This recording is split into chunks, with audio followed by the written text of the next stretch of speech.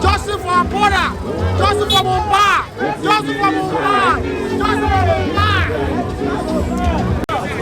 Mumbai. Ìmọ́lẹ̀ mèèyàn Serious Paper Peace àkọ́ńtà fi jẹ́ ìdílé ni àmọ́ ọlápá náà ọmọ láyé ikú ẹ̀ dùn wá nígbà fi jẹ́ padà mèèyàn Serious mọ́ gbogbo àtúbà ló wọ́n pa kú ẹ̀ ọlọ́run máa bí wọn ànálẹ̀ tún máa bí wọn àná dẹ̀ ń bí wọn lọ báyìí gbogbo àfiẹ́lẹ̀ àṣewà pẹ̀lú ẹ̀ gbogbo ọmọ ẹ̀ ò ní kúkò ní irun gbogbo nǹkan tó ṣẹlẹ̀ ọmọ ẹ̀ máa jẹ́ ọkùnrin ní ṣe àwáwà inú wa ọdún púpọ̀ ẹ̀ àmọ́ àmọ́ bàbá ń gbórúkọ tá à ń gbóhùn ẹ̀ ó dùn wá òun àfi wà ń bílẹ̀ ọjọ́ ènì ṣùgbọ́n mèèyàn Serious Paper Peace.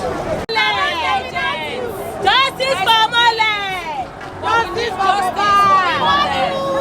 We need justice for him because if the justice does not come, they will continue killing us like that. We need justice! Justice is strong! All we need is justice.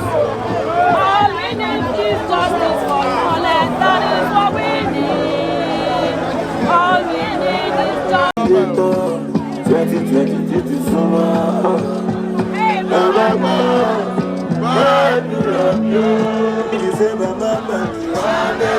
I want to see the light. I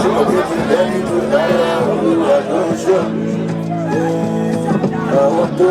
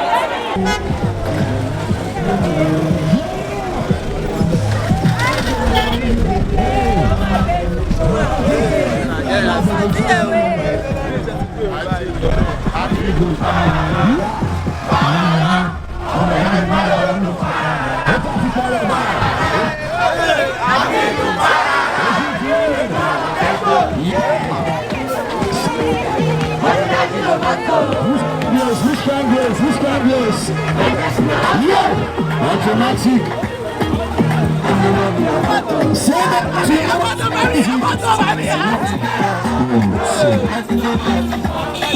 Say no to Malia's music. Say no to Malia's music. Say no to Malia's music.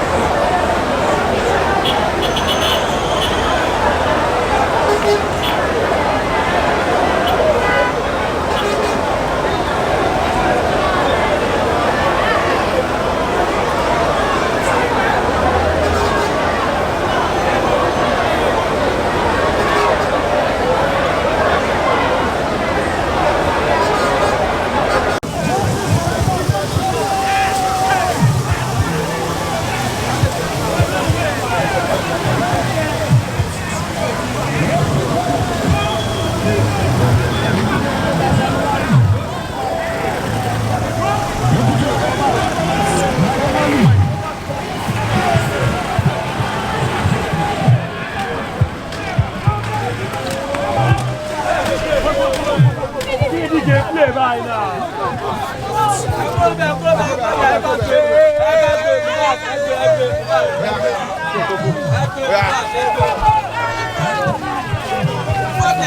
Focus point.